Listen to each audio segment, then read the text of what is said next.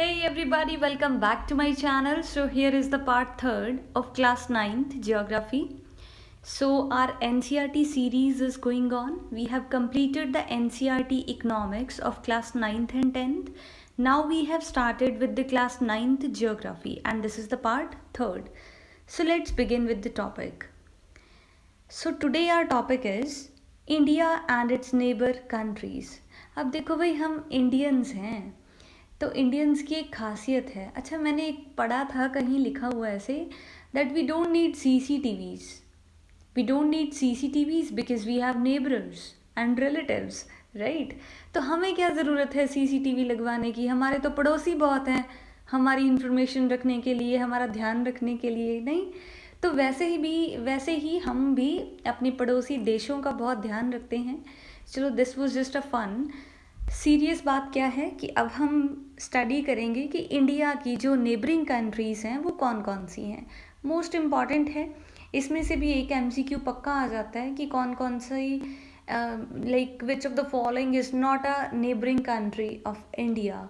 तो हमें अगर पता होंगी कौन कौन सी नेबरिंग कंट्रीज़ है उसी के अकॉर्डिंग हम इसको आंसर कर पाएंगे। देखो इंडिया के साथ जो कंट्रीज़ का बॉर्डर टच हो रहा है, पाकिस्तान, नेपाल, भूटान, बर्मा, बांग्लादेश, तो आप कैसे याद रखोगे, चाइना, जो भी है। ऐसे जिन लोगों की क्रैमिंग पावर अच्छी है तो अच्छी बात है, आप करो। और जिन लोगों को मैप में लोकेशन देख के समझ आ जाता है तो भाई उससे अच्छा तो कुछ है ही नहीं। अगर आपको जैसे like if I speak India तो आपके दिमाग में अगर इंडिया के मैप का लाइक पिक्चर आ रहा है तो समझो you are on the right track. Okay, तो मैप तो सबसे बेस्ट ऑप्शन होता है। लेकिन अगर कुछ लोग बिगिनर हैं फॉर द जियोग्राफी तो हम फैक्ट्स को याद रखने के लिए कुछ ट्रिक्स को फॉलो करेंगे। देखो ये जो ट्रिक्स हैं ऐसे फुल प्रूफ तो नहीं है, लाइक ऐसे खुद की बनाई हुई ट्रिक्स हैं सो दैट हमें फैक्ट्स भी याद रह जाएं। ठीक है, चलो अब ट्रिक पे बात करते हैं। ये ट्रिक बहुत ही हेल्पफुल होगी इंडिया के नेबरिंग कंट्रीज़ को याद रखने में, कंट्रीज़ के को सीक्वेंस में याद रखने में। लाइक बॉर्डर एरिया के अकॉर्डिंग हम इन कंट्रीज़ को याद रखेंगे। ठीक है, and this video is really helpful for all the UPSC aspirants, SSC, CGL and all the state PCS exams as well. And जो CTET, PS टेट, HTET, ये सब जो टीचिंग एलिजिबिलिटी टेस्ट होते हैं इन सब के लिए प्लस मास्टर कैडर के लिए ये बहुत इंपॉर्टेंट है। तो देखो ट्रिक क्या है, बचपन में BA, भाई ऐसे ही हैं हम तो पैदाइशी इंटेलिजेंट हुए तो हमने बचपन में ही BA कर ली थी। ठीक है, ये सब सिर्फ ट्रिक है तो आप इसको इतना सीरियस मत लें। बचपन में BA का क्या मतलब है, ब से बांग्लादेश, च से चाइना, प से पाकिस्तान, न नेपाल, में म्यांमार जिसको हम बर्मा बोलते हैं, B Bhutan, A Afghanistan. So easy to remember, बचपन में BA Bangladesh, China, Pakistan, Nepal, Myanmar, Bhutan and Afghanistan. ये हैं हमारी नेबरिंग कंट्रीज़, मींस ये वो कंट्रीज़ हैं जिनका लैंड बॉर्डर इंडिया से शेयर होता है। ठीक है, टेंजेंट है आप कह सकते हो। देखो जो श्रीलंका है, कुछ लोगों को लगता है कि इंडिया मैप में अगर हम बात करें तो श्रीलंका बिल्कुल नीचे होता है राइट। लाइक अगर हम बात करें साउथ में है श्रीलंका, तो श्रीलंका हमारी नेबरिंग कंट्री कह सकते हैं लेकिन हम लैंड बॉर्डर नहीं शेयर करते श्रीलंका के साथ। तो क्या है, there is a narrow channel of sea formed by the Palk strait. देखो कुछ मैं टर्म्स यूज़ कर रही हूँ वीडियोस में, अगर आपको कुछ प्रॉब्लम आए तो आप कमेंट बॉक्स में बताएं, मैं उन कीवर्ड्स पे अलग से एक वीडियो बना दूँगी। जैसे इस्थमस, पार्क स्ट्रेट और मीन्स स्ट्रेट, या फिर रिवर्स, कैनल्स, इन सब में क्या डिफरेंस होता है, सी क्या है, ओशन क्या है, बेसिक टर्म्स हैं लेकिन फिर भी अगर किसी को नहीं पता डोंट हेजिटेट इन लर्निंग। देखो अगर आपको कुछ एजुकेशनल मिल रहा है उसमें क्वेश्चंस पूछना, क्वेरीज को क्लियर करना, डाउट्स को क्लियर करना, never hesitate in all this. Okay, तो ये बहुत इंपॉर्टेंट होता है। अगर आपको कोई छोटी सी चीज़ में भी डाउट है तो आप अपने टीचर से, मेंटर से, गाइड से ज़रूर शेयर करें, क्लियर करें। चलो श्रीलंका एंड इंडिया के बीच जो नैरो पासेज ऑफ वाटर है, नैरो चैनल ऑफ सी है, that is called Palk strait. Strait होता है narrow passage between the two land masses के बिटवीन वाटर का नैरो पैसेज हो तो उसे हम स्ट्रेट बोलते हैं। एंड जो इंडिया एंड श्रीलंका के बीच का एरिया है उसको हम पाक स्ट्रेट बोलते हैं। Maldives islands are situated to the south of the Lakshadweep islands. Island मैंने आपको कल भी बताया था, आइलैंड होता है पीस ऑफ लैंड जिसके चारों तरफ पानी हो, उसको हम बोलते हैं आइलैंड। ठीक है, तो मालदीव्स आइलैंड्स कहाँ पे हैं? In the south of Lakshadweep islands. Okay, Maldives island कहाँ पे है? So a peninsula is a piece of land that is bordered by the water on 3 sides but connected to the main land on 1 side. ध्यान में रखें peninsula reason क्या है। Map पे चलते हैं, ये देखो ग्रीन एरिया में श्रीलंका के बिल्कुल ऊपर जो हमारा इंडिया प्यारा भारत, ये जो ग्रीन है नीचे से ट्रायंगुलर शेप में है, इसको हम बोलते हैं पेनिनसुला।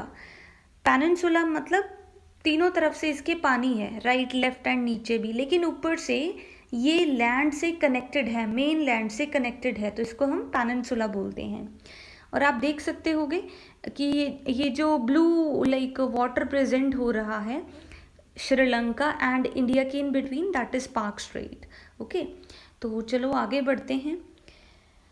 चैप्टर में तो बस इतना ही था, लेकिन हम चैप्टर का क्विक रिकैप करेंगे। चैप्टर में से कुछ फैक्ट्स हैं जो बहुत इंपॉर्टेंट हैं, उसको भी ध्यान में रखें आप। तो देखें क्या क्या है। Do you know from this chapter क्या?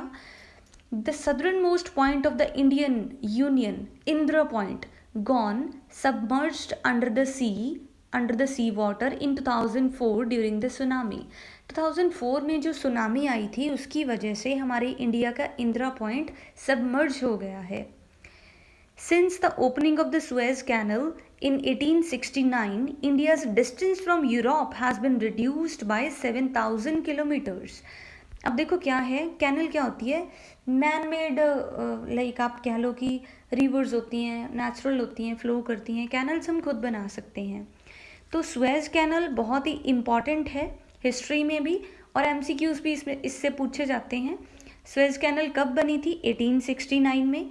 इसका एडवांटेज क्या हुआ था कि जो इंडिया का यूरोप से डिस्टेंस है वो 7,000 किलोमीटर्स रिड्यूस हो गया था। देखो अगर डिस्टेंस रिड्यूस हो जाएगा तो उससे हमें क्या फ़ायदा?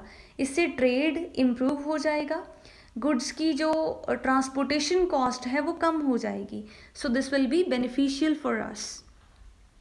Next is before 1947 there were 2 types of states in India, the provinces and the princely states। ये बहुत इंपॉर्टेंट है। देखो कुछ लोग हिस्ट्री पढ़ते हैं फिर उन्हें कुछ पता नहीं चलता, कहीं प्रोविंसेस हैं, कहीं प्रेसिडेंसीज हैं, क्या हो क्या रहा है ये, कहीं प्रिंसली स्टेट्स हैं। तो ये सब आपको पता होने चाहिए कि क्या चीज़ें हैं। Provinces were ruled directly by the British officials who were appointed by the viceroy. देखो क्या इतने हैवी टर्म्स में बोल रही हूँ, आप सुने ध्यान से। 1947 से पहले जब इंडिया इंडिपेंडेंट नहीं हुआ था तो इंडिया पे ब्रिटिशर्स का रूल था। तो ब्रिटिशर्स ने क्या किया, वाइस रॉय को अपॉइंट किया। वाइस रॉय कौन होता है? डायरेक्ट क्राउन, लाइक ब्रिटेन में क्वीन एलिजाबेथ है तो उसको हम क्राउन बोलते हैं। ठीक है, तो क्राउन डायरेक्टली रेगुलेट करता था वाइस रॉय को, and viceroy directly accountable responsible था to the crown of the Britain. ठीक है, तो ब्रिटेन का जो वाइस रॉय उसने जो उसके अंडर था उसको हम बोलते थे provinces. And princely states were ruled by the local hereditary rulers who acknowledged sovereignty in return for local autonomy. देखो जो प्रिंसली स्टेट्स हैं वो क्या थे, जो पहले से इंडिया में राजे महाराजे थे उनके एरिया, जो पहले से प्रिंस थे, किंग थे, उनके जो एरियाज उनको हम प्रिंसली स्टेट्स बोलते थे। एंड जो प्रोविंसेस हैं these were regulated by the British officials, and British officials को कौन अपॉइंट करता था? वाइस रॉय। वाइस रॉय कौन था? हाईएस्ट पोस्ट थी, ब्रिटिशर्स के द्वारा अपॉइंट की होती थी। ब्रिटिशर्स मीन्स क्राउन के द्वारा अपॉइंट की जाती थी। अच्छा हाँ जी, एक आप पिक्चर देखो, southern most point of India जो इंदिरा पॉइंट है जो सबमर्ज हो गया है। एंड चैप्टर की थोड़ी समरी है, एक बारी आप देख लो। India is known for its rich commercial and cultural heritage and home to some of the oldest civilisations in the world like the Indus valley civilisation. देखो इंडस वैली सिविलाइजेशन इंडिया की like oldest civilisation है, I must say. ये सबसे developed civilisation मानी जाती है इस अब तक की। अगर हम हिस्ट्री कंटिन्यू करेंगे तो उसमें इसके बारे में डिस्कस करेंगे, ठीक है। India spreads across both the eastern and northern hemispheres. India's latitudinal stretches between 884 degrees north and 37.6 degrees north, and the longitudinal stretches between 68.7 degrees east and 97.25 degrees east। इतना तो आपको क्रैम करने की ज़रूरत नहीं है, आप सबने मैप देखा है तो आपको इतना तो याद रह जाएगा कि जो लॉन्गिट्यूडनल एक्सटेंट है वो ज़्यादा है as compared to the latitudinal. The Tropic of Cancer is at 23.5 degree, you can say। ये जो ट्रॉपिक ऑफ कैंसर है, आप इमेजिन करो अर्थ पे है 0 डिग्री पे इक्वेटर, उसके ऊपर 23.5 डिग्री पे है tropic of cancer, and India से ट्रॉपिक ऑफ कैंसर पास करती है।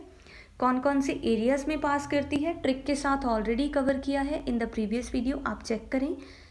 एंड जो हमारे इंडिया का एरिया है, हम उसमें जो अंडमान निकोबार आइलैंड्स हैं एंड लक्षद्वीप आइलैंड है इन द साउथ वेस्ट, उसको भी काउंट करते हैं।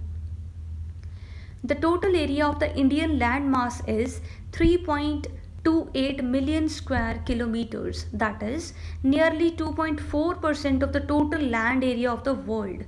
पूरे वर्ल्ड की अगर हम बात करें जितनी भी लैंड है उसका 2.4% एरिया इंडिया के पास है। तो प्रॉब्लम क्या है भाई, पॉपुलेशन बहुत है, area 2.4% and population you know better बहुत ज़्यादा है। And India is the 7th largest country in the world. सबसे फर्स्ट नंबर पे है रशिया, देन कनाडा, डिस्कस किया है ऑलरेडी, आप देखें वीडियोस को। तो इंडिया 7th नंबर पे है। And then is Suez canal, आप इसका एक पिक्चर देख लो, आपको याद रह जाएगा। ऐसी कैनल बनी हुई है जिसकी वजह से 7000 किलोमीटर्स का डिस्टेंस रिड्यूस हो गया from India to Europe. Okay, so अगर आपको वीडियो अच्छा लगा हो and if you want such kind of more educational videos, तो चैनल को सब्सक्राइब करें, बेल आइकन प्रेस करें सो दैट आने वाले वीडियोस का नोटिफिकेशन आपको टाइम पे मिल जाए। Thank you.